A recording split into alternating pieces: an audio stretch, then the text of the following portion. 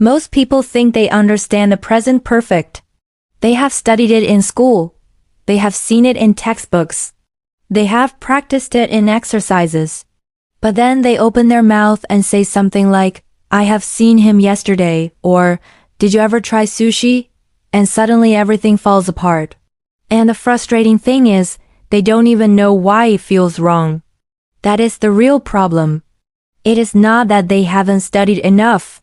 It is that nobody ever showed them how this tense actually lives inside real conversation. Today that changes. So let me ask you something honestly. Have you ever finished a grammar lesson feeling confident, then walked into a real conversation and completely forgotten everything? Here is the key idea that nobody tells you. The present perfect is not really about the past. It is about right now. It is about how something that happened before is still alive in this moment. Think about that. When you say I have lost my keys, you are not telling a story about the past. You are describing your present situation. Your keys are gone, right now. That feeling of connection to the present moment is everything. That is the heartbeat of this tense. Let's make this real. Imagine two people are talking in the morning. One says, I had a terrible sleep last night. The other says, I have had a terrible sleep. Do those feel different to you? They should. The first one is reporting a fact about the past. The second one is sharing something that is still affecting them right now.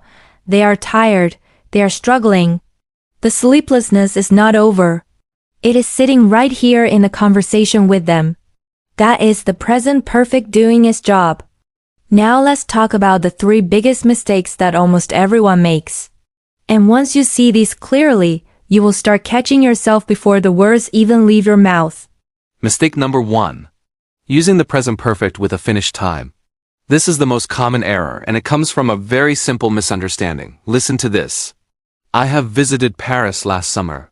Can you feel what's wrong? Last summer is a closed, finished, gone moment in time. It has no connection to right now.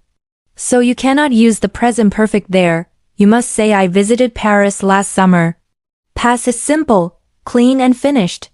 But if you want to talk about your experience without mentioning when, then you say I have visited Paris. No time, just the experience. Just the connection to who you are right now as a person who has been to Paris. That is the difference. Mistake number 2. Forgetting yet and already. These two small words are some of the most powerful tools in the present perfect, and most learners either avoid them completely or use them in the wrong place. Already tells someone that something happened sooner than expected. Have you eaten lunch? I have already eaten, thank you. Yet tells someone that something expected hasn't happened. Okay, have you called her back? No, not yet. I haven't called her yet. Both words point to expectations. Both words live naturally inside the present perfect, because they are both talking about something that connects to right now. Mistake number 3. Mixing up been and gone. This one confuses even intermediate learners. Listen carefully. She has gone to Japan. That means she is in Japan right now. She left and she has not come back. She has been to Japan. That means she went, she experienced it, and she came home. The trip is part of her history now. It shaped her. But she is here with you, in this moment, talking about it. Been equals experience and return. Gone equals still away. Once you feel that difference in your body, you will never mix them up again. Now here's something that most grammar teachers will never tell you. The reason learners keep making these mistakes is not because the rules are too complicated. It is because they learned grammar from a page instead of from a person. Language lives in moments between human beings. It carries emotion. It carries context. It carries the weight of what is happening right now between the speaker and the listener. When you learn grammar only as a set of written rules, you are learning the skeleton without the heartbeat, and skeletons cannot speak. So from this moment, every time you use the present perfect, ask yourself one simple question. Is this connected to right now? If the answer is yes, you are in the right place. If you are pointing to a finished moment with a specific time attached, step back and use the past simple. That one question will save you from 90% of the errors most learners make every single day. Stay with me because in the next part, we are going to go deeper. We have covered the feeling behind the present perfect and the three biggest mistakes. Now let's go somewhere most grammar lessons never take you. Let's talk about how this tense actually sounds inside real life. Because knowing the rule is one thing. Using it naturally, confidently, without thinking twice, that is something completely different. And that gap between knowing and using is exactly where most learners get stuck for years. Let's start with something called the present perfect continuous. Now before you panic, stay with me. This is not a separate mountain to climb. It is simply the present perfect with movement added to it. When you say I have studied English for 3 years, you're talking about the result, the experience, the fact. But when you say I have been studying English for 3 years, you are showing the ongoing effort, the dedication, the continuous action that started in the past and is still happening right now. Feel the difference? One is a photograph. The other is a video still playing. Here is a situation that makes this crystal clear. Imagine someone walks into a room and their eyes are red. Their face is a little puffy. You look at them and you say, have you been crying? Not have you cried. Because have you cried asks about a finished event. But have you been crying asks about something that was happening very recently, something whose evidence is still visible right now on their face. The present perfect continuous is the tense of visible ongoing effort, of recent activity whose traces are still in the air around you. Now let's talk about for and since, because these two words travel everywhere with the present perfect and they are simpler than most people think. For is about a length of time, a duration. I have lived in this city for 7 years. 7 years is a period, a stretch of time from then until now. Since is about a starting point, A specific moment when something began. One have lived in this city since I graduated. Since points to the door where the journey started, for measures how long the road has been. Together they answer two different questions about the same ongoing situation. How long and from when? Let me give you something to hold on to. A simple test you can use every time you are unsure.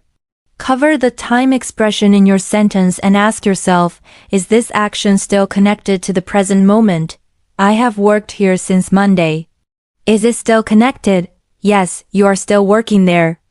I worked here last Monday. Is it still connected? No, last Monday is sealed and finished. Past simple is the right choice. This test works almost every single time and you can do it silently in your head before you speak. Now here is where it gets really interesting. Native speakers do not consciously run through these rules when they talk. They feel the tense. They reach for it instinctively the way you reach for the right word in your own language without translating it first. And the way you build that instinct is not through more rules.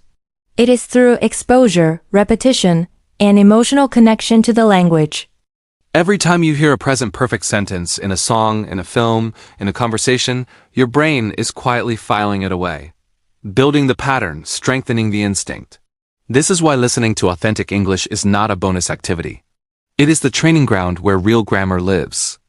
So let's practice together right now. Think about your own life. What is something you have done today that still feels relevant this moment? Maybe you have already had your morning coffee and the energy is still with you. Maybe you haven't eaten yet and you can feel that in your stomach right now. Maybe you have been thinking about a problem all morning and it is still sitting at the front of your mind.